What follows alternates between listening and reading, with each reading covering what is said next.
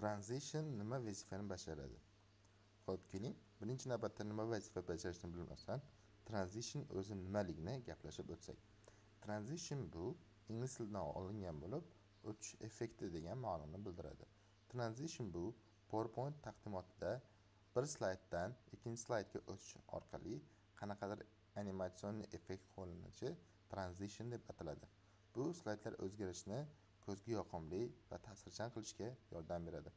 Transitionning vazifalari bu slaydlar o'rtasidagi yumshoq o'tishni ta'minlaydi.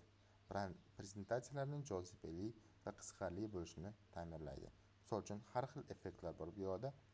Fade effekti, push effekti, vibe effekti, morph effekti taqdimotni jozibali qilishga yordam beradi va auditoriya e'tiborini bitada jalb qiladi.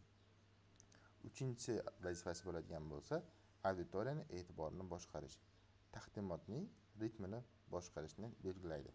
Bu to'rtinchi vazifasi edi. Bu transition qayerdan sozlanadi?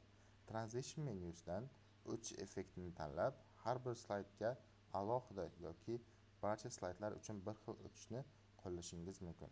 Vaqt o'tishi va tovush qo'shish imkoniyati ham bu yerda mavjud. Xulosa, transition slaydlar o'rtasidagi o'tishni animatsion effektlar qo'shish, prezentatsiyaning chiroyli va e'tiborni boshqarish uchun ishlatiladi.